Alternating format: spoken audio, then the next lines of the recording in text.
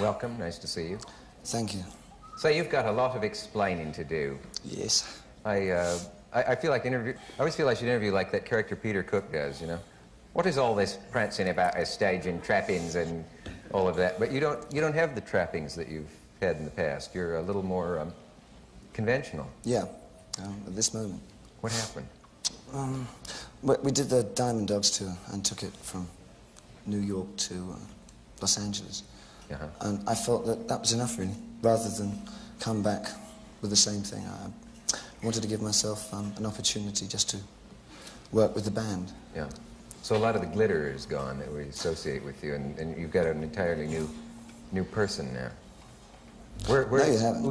Où sont les glitz de yesteryear, or something like that. Is the offstage Bowie likely to surprise people? I have had the weirdest reactions from people who know you're going to be on. Some of them say they'd be scared to sit and talk with you. Some people said you would bite my neck. It's not very peculiar kind of thing. It's what you want, really, isn't it? And what do you think I'm like? Well, I've only met you over the phone and a little bit backstage, and to me you seemed like, I hope this doesn't insult you, a working actor. I mean, that's right, that's very good. You know, I mean, what are you drawing? It's therapeutic. No, you know, some people thought, there's a lady who said, I don't know if I'd want to meet him. He would make me very nervous. I have a feeling he's into black magic and that sort of thing. And other people see you as just a very skillful performer who changes from time to time from one thing to another. Yeah. Well, both of that is... All of the above? You'll buy that? I'm a person of diverse interests, but not... Sure. I'm not really very academic, but I glit from one thing to another a lot. Yeah. Glit? Mm-hmm. It's like flit, but it's the 70s version. One letter later in the alphabet. This is incredible. Picture, it's very striking. The first time you see it, I remember the first time this album appeared in a record store window, and I could see it actually stopping traffic on the sidewalk. This is the picture you send to the draft board, obviously, saying that. Keep this boy around.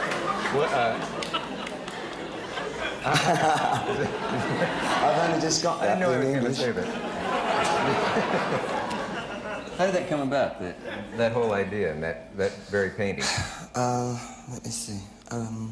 Well, it's an artist from Belgium called Guy Pollard who did a book called Rock Dreams. Mm-hmm. That I nicked the... well, I didn't nick the book, but I saw the book at Mick Jagger's house. And I nicked the idea of doing a cover. What does nicked mean? Oh, stolen. So. Stole the idea. Does this make you nervous to sit without your band and with everything in this, to chat a little bit? Oh, let's carry on talking. Don't ask me that. Oh. Otherwise, I'll wonder. Oh, you'll start I'd rather thinking not about know it. if I'm nervous until... Okay, I won't worry about that. Okay. Where's the kick for you, David, in performing? In performance, when you're on stage? That's it. Complete. Really. Being there? Yeah. The entrance. I can imagine that it would be a very exciting profession. I mean, to stand there with that... There are people in the world who have never stood on a stage. Those of us who have forget this. I mean, to stand on a giant stage like that with a band behind you. At rehearsal today, I stood in for you. Oh, right, I tell you. You know what I mean? And the feeling of standing there with that sound coming behind you is very exhilarating. I had an incredible feeling, and I got a lot of fulfillment from working in productions like Diamond Dogs or the Ziggy Stardust. Yeah. But it was one of putting together lots of bits and pieces and loose ends and directing the whole thing and remembering 1,000 things at once. But So that was one kind of fulfillment. But now that I'm working just with the band and singing, which is something I haven't done for years, just stand there and sing my songs, I'm finding a new kind of fulfillment. I'll go back to doing productions. You will? Oh, yeah. I just wanted to go out and sing my songs as a singer-songwriter for a bit. Yeah. And then I'll... Okay.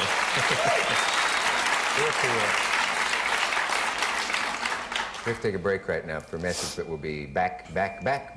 Stay with us.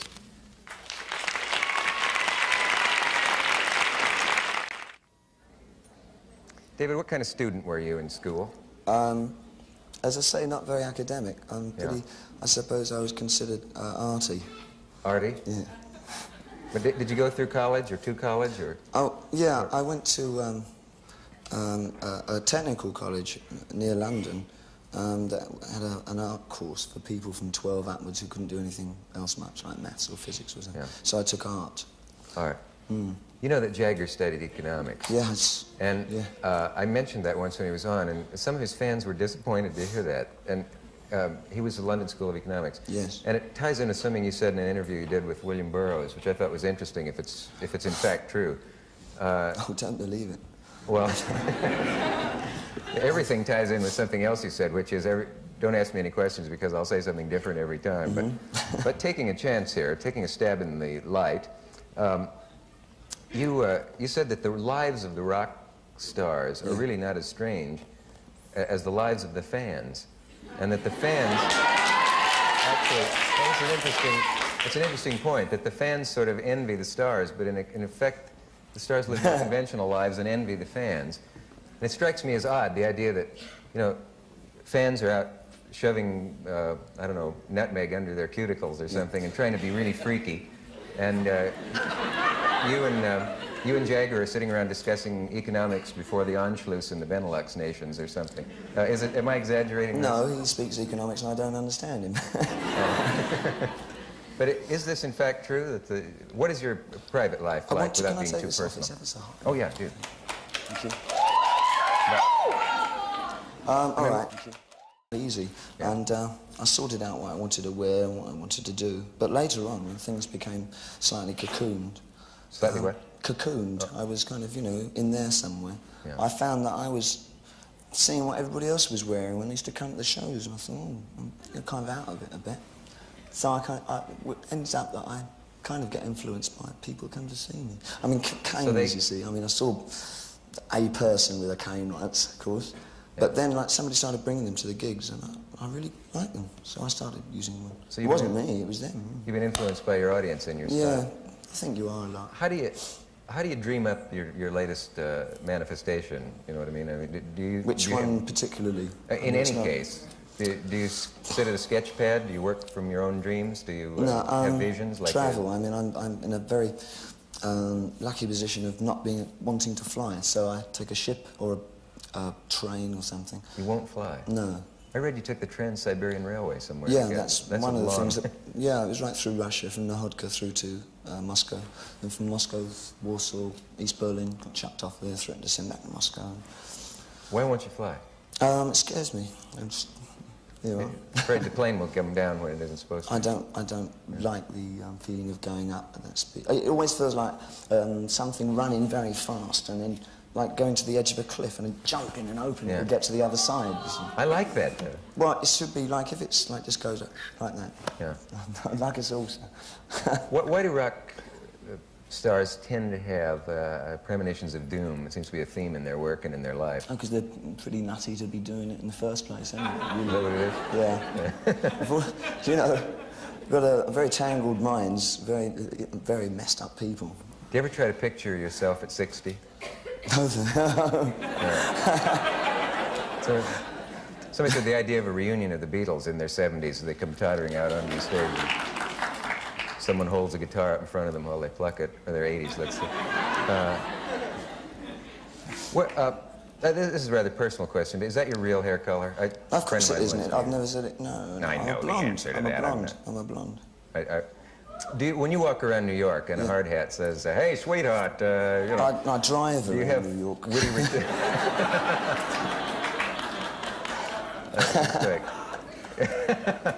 Good idea. What do your parents do for a living? Well, my father's dead, and my mother has a small flat. And I think she's got a day job. Does she have trouble explaining you to the neighbors who say, are you any relation to that? I think she pretends I'm not hers. No, she doesn't talk much, you know, she doesn't... I don't think we were never that close, particularly. We have an understanding. Yeah. It's not true that your real name is Menimsha Spiegelgas, is it? There's Yeah. a rumor that... Is it really? You didn't want that revealed? I was waiting for you to reveal it. Well, I'm sorry if you didn't want that out, but what is black noise? Black noise? Yeah. Black noise is something that Burroughs got very interested in. It's yeah, intriguing. well, no, it's one facet of black noise is that everything, like a glass, if an opera singer hits a particular note, the vibrations are that of the metabolism of the glass, and it cracks it, yeah? So black noise is the register within which you can crack a city or people, or it's a new controlled bomb. It's a noise bomb, in fact, which can destroy. Is it a real thing? I mean, is it something that's actually somebody's it was experimenting invented with? in France. Could a tyrant use it to... Well, until last year, you could buy the patent for it in the French patent office for about equivalent to $3–4. And it would wipe out a... It's concentrated... It depends how much money you put into it. I mean, a small one could probably kill about half the people, yeah, but a big one could destroy a city, or even more, I mean. It's a weird idea. Don't look at... It's not my idea. No. Well, let's not give the instructions on how to do it. Can you recommend a good book to your fans? A good book? But this week, apart from yours? Oh, do I have a book out? Yeah. Oh, no, I walked into that. No, I wondered. No, I wondered if you... Last thing I read, you'd said that Kerouac was important to you, but that's a long time back. What are you Well, I reading? didn't say I'm reading Machiavelli. You're reading Machiavelli? No. Oh. What would you read? What am I reading? What would we find on your coffee table in your apartment in... At the moment, mainly pictures. I bought Diane Arbus's book of photographs. It's a photographer that I like very much. Yeah. Could I ever do a walk-on in your show? I've got to know what it feels like to stand on stage in a big production thing like that. In a I suppose it would production? screw up your... Well, if I had a part for you, yeah. Yeah.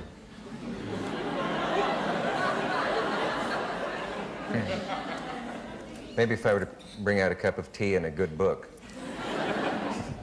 If it's your book. Well, yeah. Oh, I forgot about that.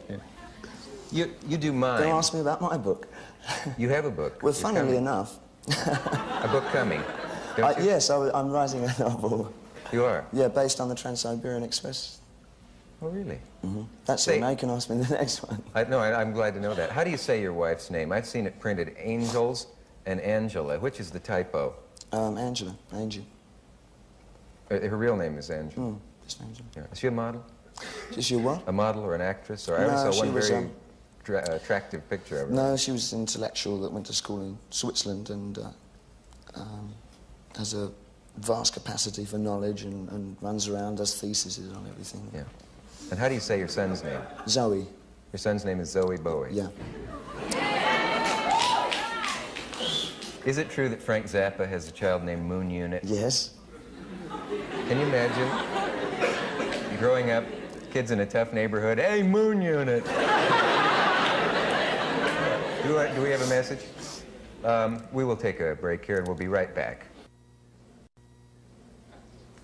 So, you know, somewhere someone is writing a learned paper in a university called something like Jagger and Bowie, Prophets of a Pluralistic Society, and you know this... Prophets of Doom or something. Do you read this stuff? And you see critics write very elaborate intellectual analyses of your work and other people's. Does this put you to sleep? The bad ones. I always read the good ones. Yeah.